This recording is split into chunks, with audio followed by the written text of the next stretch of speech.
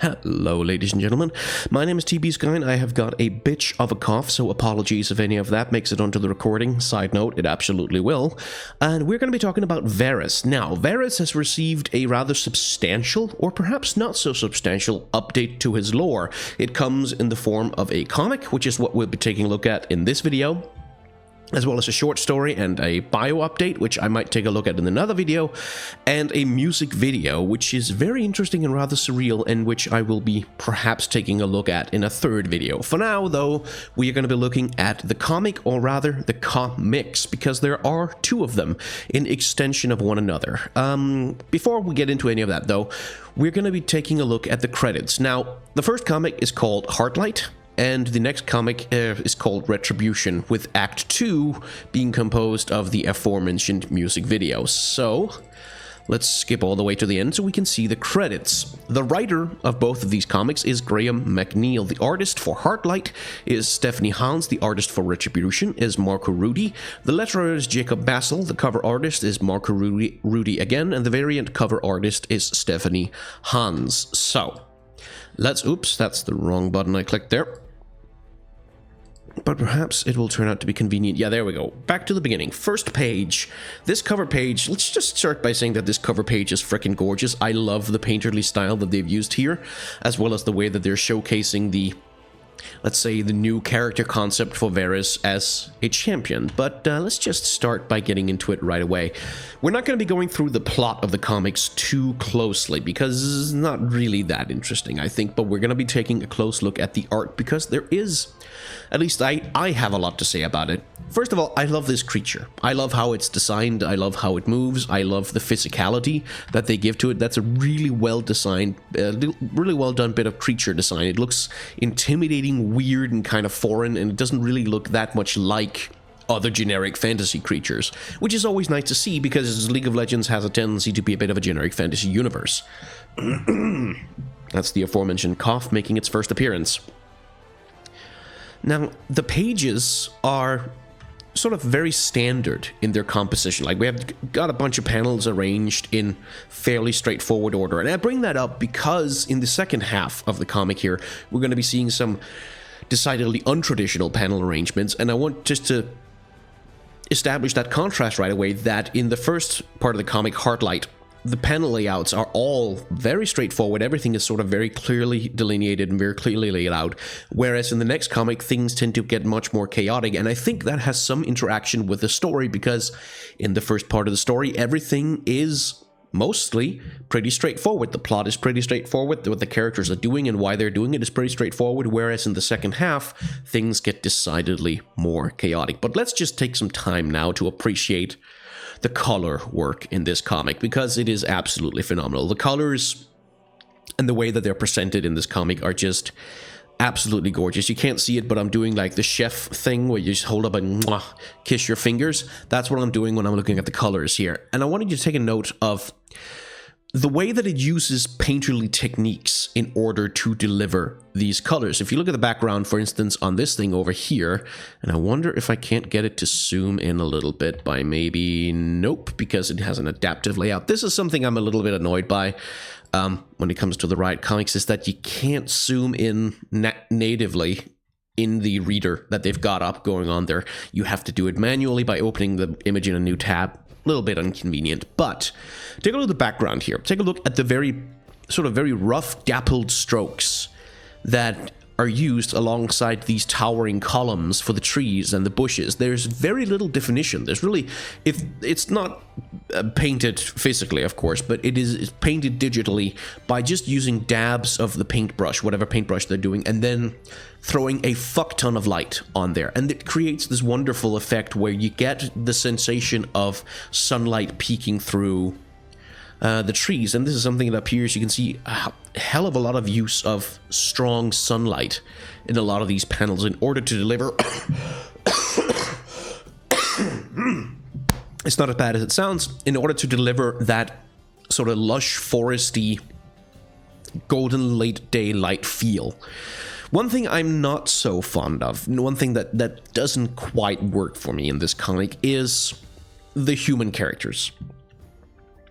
And it's a little hard to pinpoint exactly why. I think, excuse me, it's a combination of a lot of the acting that the characters do in this comic is kind of stiff, kind of wooden. You can see here, for instance, Valmar is getting slashed across the chest, but the way he's expressing it, he has this very straight up and down posture. Here, he's charging in, or getting ready to charge in order to save his beloved, and there's not that much dynamism going on. It's a very sort of straightforward pose.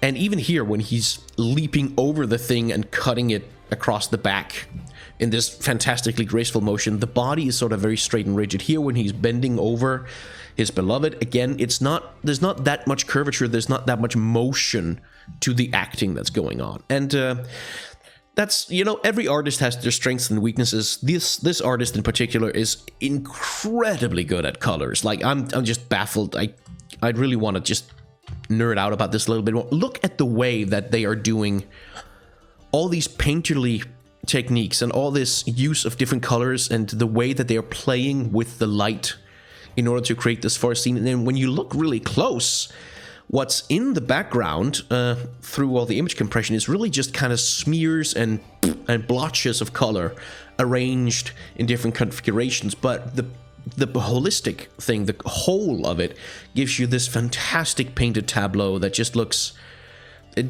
absolutely gorgeous.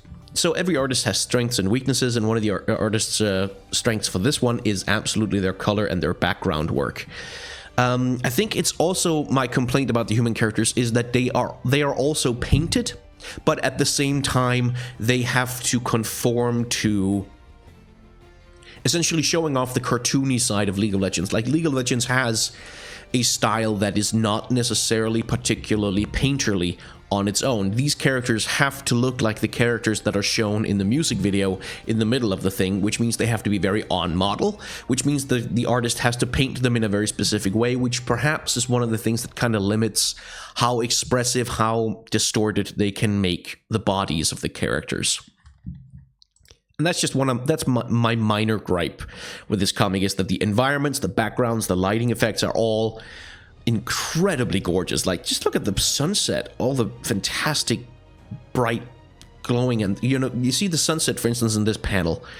A clever move that the artist has made is the sunset is this brilliant, bright, explosive conflagration of yellows and reds and oranges and pinks and purples, but the characters are in grayscale, completely in grayscale. Now, it would have been very easy to suffuse the entire panel with bright, explosive, humongous colors and just have the characters, boom, lit up in bright gold and all that stuff. But by grayscaling the rest of the image, the sunset here stands out even more. It becomes even more of an eye draw in the panel. And I think that's just a wonderful little thing. And they do this multiple times. You can see here, for instance, in the great golden field of flowers, the characters are stroked in black, and here when they're riding through a waterfall area with a lot of bright red leaves, white and gray for the horses and the riders on them. So there's a lot of play going on with how they use colors to represent the characters.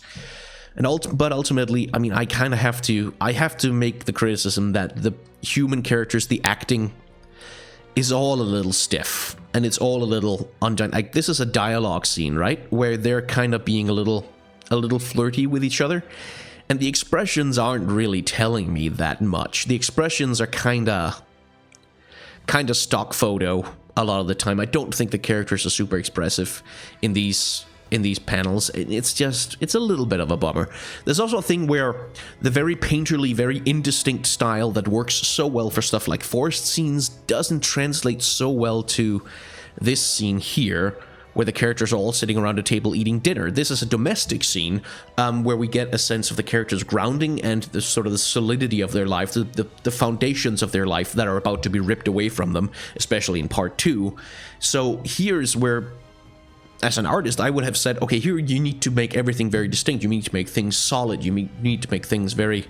But what we've got is all these wavy lines, all these wavy shapes and forms where I would have maybe liked a different angle that pulled out a little bit more, gave us more sense of the place, rather than focusing in on this indistinct blob, which is a table, and all this indistinct stuff going on in the background that doesn't really tell us anything about what's the scene, what's the place, what's the decor like. Because in any of the panels here, I get a huge, fantastic sense of what the nature in Ionia looks like from this comic. Like, the nature is gorgeously rendered, but the interior, the civilized areas of Ionia, I don't really get a sense of what do they look like, what's the architecture like, how do they decorate their houses. It's all very, very indistinct. Here's the one panel, I think, that sort of really pulls out and gives us a look at the place, and the interior is kind of nothing. And it's still dominated by these wispy strokes of curvatures and sort of almost like it's a woven fabric or something going on there. And maybe that is the Ionian architecture, but I would have liked at some point just like one shot that properly pulled back and gave us a real sense of what is this place, how does it look, and sort of what's the physicality of the place. But when the artist gets to be painterly, when the artist gets to play with color, like for instance in these fantastic panels right here, look at this. A lot of use of blur effects for sort of a little cheap trick, honestly, in order to get that indistinct sense of dreamlikeness going on. But it's a cheap trick that works like gangbusters. Also, the way that they're playing with, you see how they outline some of the characters in red, which gives this sense of distorted, unreal light, which is a fantastic use for a dream sequence, which is what this is. And see here's the one of the few shots where we get to pull back and look at Ionian architecture. And here the artist, I think, is trying to pull the same trick that they did with the sunset in one of the previous panels, where the building is mostly rendered in grayscale, but it is highlighted by all this fantastic red foliage all around it. But here, I don't really think it works, because what the hell is this thing made of? Is it tree? Is it rock? Is it steel or stone? I don't get any sense of the material. I don't really get much sense of the texture. I don't get any sense of, like, there's a human here for scale, but I don't really get a sense of how the architecture of this place works. To me, this looks like a very, almost kind of H.R. Geiger-esque, indistinct blob of just, like, bunch of lines and textures adding up to not much. And that's really my primary criticism of this part of the comic, is that the artist has a strength and the artist has a weakness, and that weakness is sometimes on display a little bit too much. And that would be something where, like, if I was the editor of this thing, I would have said, okay, I would have worked with the writer to set more of the action in those scenes that take the most advantage of the artist's strengths, that is, the nature scenes, or indeed scenes like these ones. Here's another bit of underappreciated, fantastic. So we have this panel establishing that, I think it's Val, who's no, it's not Val, it's the other guy, I keep forgetting his name for some reason, standing on this precipice overlooking, but look what they do with the light in the background. This is I just love the way that they represent the golden sunlight by kind of messing with these painterly blobs of color in the background. It's so pretty. And this is pretty much present in all the panels. This panel right here, I didn't even talk about. Look at the background here, look at that.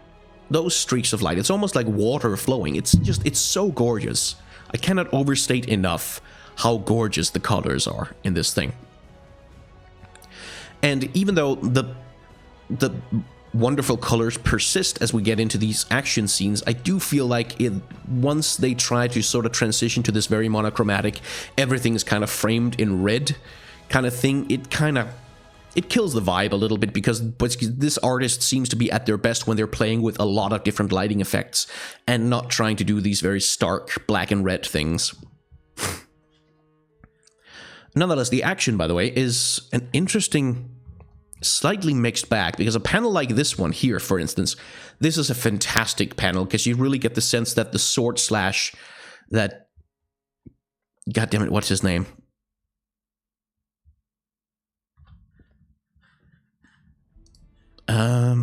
Kai is his goddamn name.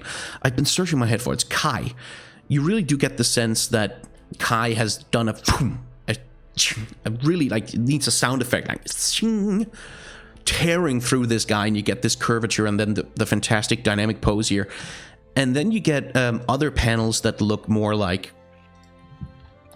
this one over here, where it's like he's cutting off the head of a dude, but I'm getting no sense of the speed of the sword as it cuts across the panel, because there are absolutely no speed lines, and the framing and the positioning in the panel of the character is a little bit awkward to show a decapitation.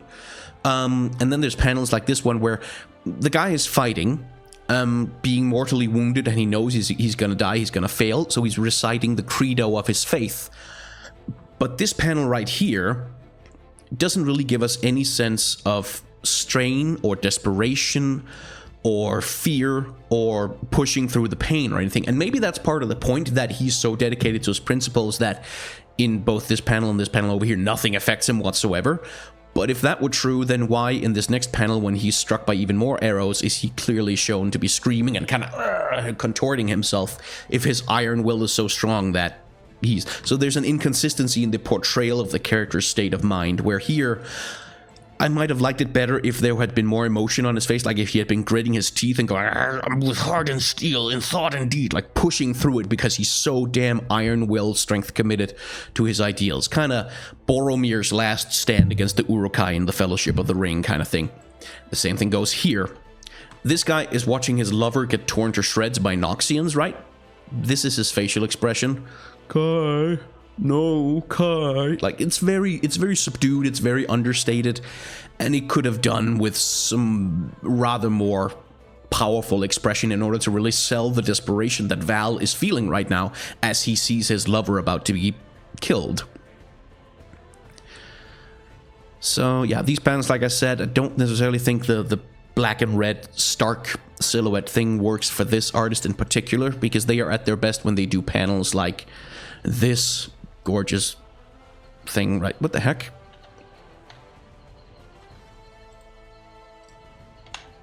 This gorgeous panel right here. Look at how they're playing with the colors. How the characters are framed by these giant shafts of light beaming down, putting them in stark relief to the heavier shadows that surround them, and also putting a spotlight on where they're looking right now. They're looking to the temple. And so they enter it, and we get to this panel. This is so pretty.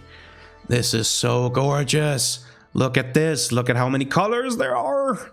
Look at how they're playing with the light. It's so nice. I adore this panel. If I could get a wallpaper, just like an extended version of this panel, I'd be very happy indeed.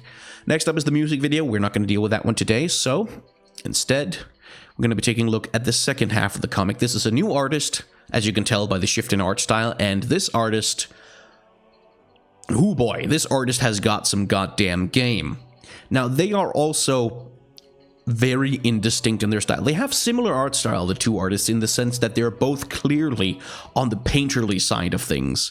But the second artist here, I think, is somewhat better at doing human figures in a way that's dynamic. Look at like the really hunched over, crunchy, bent overness of this representation of Varys as compared to the stiffer movements of characters in the previous half. Look at how he's kind of looming and kind of hunched over in this way. And this is where we get some really interesting playing around with the panels, because watch what's going on right here at Varys' hand.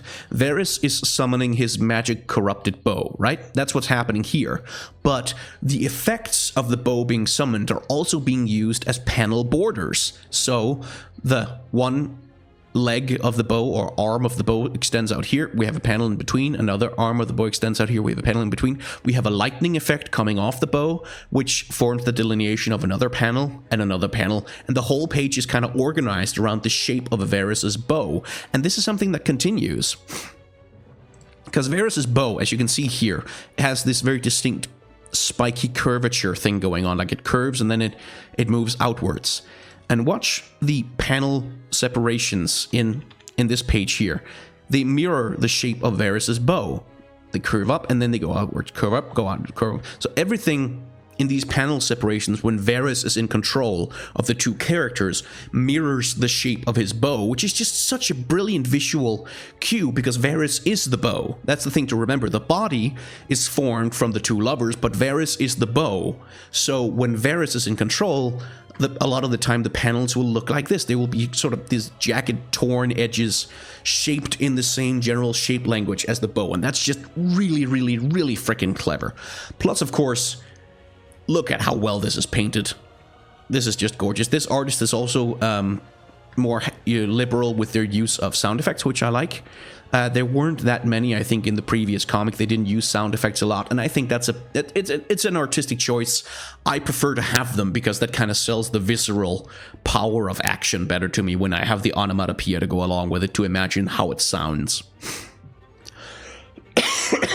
My voice is really rough tonight, but I get that smooth whiskey voice that is probably sexy to someone. And you can see it again here. Another brilliant use of the comic panels. You can see Varys here. We have this panel where Varys is pushing his bow ahead as he's firing an arrow, and the bow itself becomes every single panel border comes from the bow. And it's just such a brilliant little bit of clever visual storytelling. Varys is in control, so every panel border is made of Varys, right? He's telling the story. Literally, he's separating the action and telling the story and determining the sequence of the images. Varys is literally doing it. That's very, very clever. And it's just really nice. Good lord, excuse me. This artist is also very good at colors, but they are more monochromatic than our previous artist. Our previous artist liked to play with a whole host of different colors, all kind of smushed together in the same panel, creating these wonderful lighting effects that were so interesting and dynamic. This artist works much more within singular color schemes. You can see this panel is very much purple, so is this one. Now it's darker purple, transitioning slowly into a blue, a cold blue. And then these panels tend to go more into the yellows. And you can see there are these very clear color separations. This is also necessary because this comic does not use clear black panel borders like the previous one does. When you are doing this much color work and this much indistinct watercolor style painting, you really, really need to separate the panels with more than just the outline of the bow. So what the artist does is choose a color for each panel, and that color dominates the panel, and so we can tell which panel is by which color is dominating each section of the page. And you can tell this happens all throughout. And you can see another clever little touch.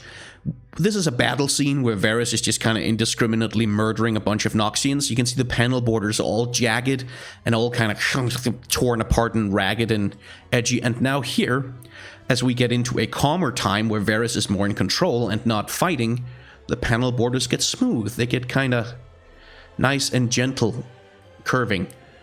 So placid, simple, in control.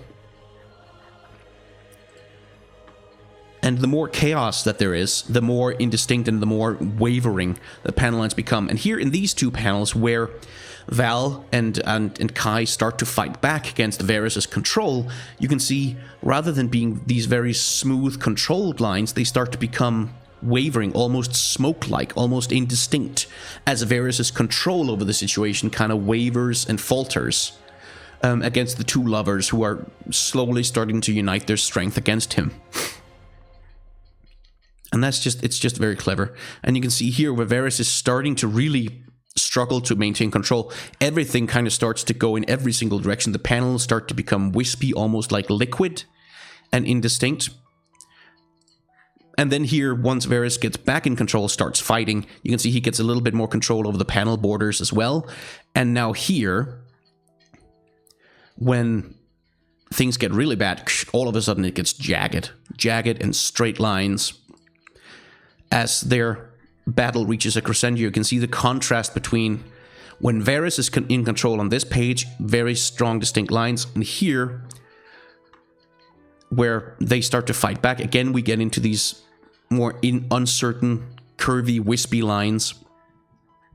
And it's not always 100% consistent across pages how it works, but the storytelling going on just with the panel borders. Notice I haven't spent a lot of time talking about the art, because the art is just uniformly gorgeous, and I'm not really good enough of an artist to have a lot of criticism for it. There are a couple of times when... I'll see if I can find the panel I'm thinking of. I think it's earlier in the comic. Here.